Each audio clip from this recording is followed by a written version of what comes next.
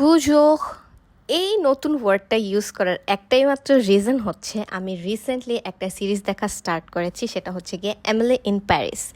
দেখলাম Emily Paris যে অনেক নতুন নতুন ওয়ার্ড শেখা ট্রাই করছে, অ্যান্ড এই ওয়ার্ডটা আমার খুব পছন্দ হলো, যেটার মানে হচ্ছে গুড মর্নিং। সো আমি ভাবলাম আমার ভিডিওতে এই ওয়ার্ডটা দিয়ে আমি ইউজ করি। অনেকে দেখি ওয়ার্ডটা বলে বনজোর বনজোর, আসলে এই ওয়ার্ডটা এভাবে উচ্চারণ করে না। আমি ওদের অনেকগুলো ভিডিও দেখেছিলাম, সো উচ্চারণটা এইভাবেই করে। সো ভাবলাম একটু ট্রাই মারি।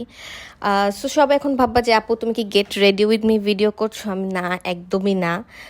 সবাই সবার মতো গেট রেডি হয়ে নিও, আমার এত টাইম নাই সবাইকে বলবো যে আমার সাথে রেডি হও, আর আমার সাথে রেডি হওয়ার কিছু নাই। তোমরা তোমাদের মতো রেডি হইও। আর আমি রেডি হচ্ছিলাম একটা কারণে, বিকজ আজকে আমরা যাচ্ছিলাম হচ্ছে গিয়ে একটা ইফতার পার্টিতে। অফিস থেকে নিয়ে গিয়েছিল, আমি যে অর্গানাইজেশনে আপাতত কাজ করছি সেখান থেকে আমরা সবাই মিলে একটি ইফতার পার্টিতে গিয়েছিলাম। আপনারা যারা দেশের ভেতরে দেশের বাইরে মাটি খুঁড়ে অন্তরের গভীর থেকে আমাদের এই ভিডিওগুলো দেখেন, আপনাদের কি কখনো মনে হয়নি এই মেয়ে দুইটার ভিডিও আমরা কেন দেখতেছি? ওরা তো আমাকে কোনো টাকা পয়সা দেয় না, তো আমি টাকা পয়সা ছাড়া ওদের ভিডিও কেন দেখতে যাব?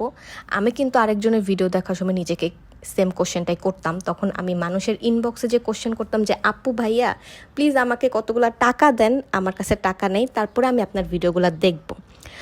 আমি তো ভুলে গিয়েছিলাম আপনারা আমার মতো করে টাকার পিছে ঘুরে না। সো ইফতার করতে প্রথমেই আমরা এই লোকেশনে চলে গিয়েছিলাম। খাবারগুলো ভালোই ছিল, আমি মোটামুটি সব কিছু ট্রাই করতে পারিনি, বাট যতটুকু ট্রাই করা যায়। সো আমি সবার সাথে একটা কথা শেয়ার করতে চাই, আপনারা যারা আমার মতো টাকার পিছে ঘুরতেছেন প্লিজ টাকার পিছেই ঘুরেন, না হলে আমার মতো গরিব থাকবেন। ছোটোবেলায় আমার আব্বু আমাকে একটা কথা খুব বলতো, যে মেয়ে মানুষের হাতে বেশি টাকা দেয়া যাবে না, আপনাদের টাকার লোভ হয়ে যাবে। ভাই, আমি তাকে পুরা বুড়ো আঙুল দেখিয়ে আমি প্রমাণ করে দিয়েছি যে আমি কি পরিমাণের মানে কি পরিমাণের টাকা আমি জমায় আমার ঝোলার ভিতরেও রাখি না। আমার পশ্চাৎ দেশে একটা পকেট আছে, সেইখানে আমি টাকা জমায় রাখি। মানে আমি কি লেভেলের কিপটা, মানে টাকা পাইলেই জমাবো, মানে টাকা খরচ করতে ভাই কার ইচ্ছা করে, বাট আমি খরচ করব না। সো আমি এখানে একটু পা দুলায় দুলায় রচুর কথা মনে পড়ছিল আমার খুব। সো আমি ওকে একটু মিস করলাম। এরপরে হচ্ছে কি আমি আমার মতো একটু এনজয় করছিলাম, কারণ এই প্রথম আমি ওকে রেখে কোনো ইফতার পার্টিতে গিয়েছিলাম একা একা, বাট ও আমাকে রেখে আরেক জায়গায় ইফতার পার্টিতে গেছিলো। এটা তো ঠিক হলো না, রাইট? যাকে আমরা দুজন দু জায়গায় এনজয় করছিলাম। আমি আবার আমার এই কলিগ ভাইয়াদের সাথে খুব মজ মাস্তি করতেছিলাম, যে ভাইয়ারা আমাকে খুব ফান করতেছিল। এটা হচ্ছে গিয়ে সেকেন্ড লোকেশন যেখানে রচনা গিয়েছিল। আমি এখানে যে বেশি কিছু খাইনি, আমি জাস্ট 2টা সুশি নিয়েছিলাম আর একটা কি জানি লাচ্ছি টাইপের কিছু একটা নিয়েছিলাম। বাট খাবার আমার একেবারেই ভাল লাগে না, একটু পরে আমার এক্সপ্রেশন দেখলেই সবাই বুঝবা। বাট রচনা বলল যে ওর কাছে কয়েকটা খাবার বেশ ভালোই লেগেছিল।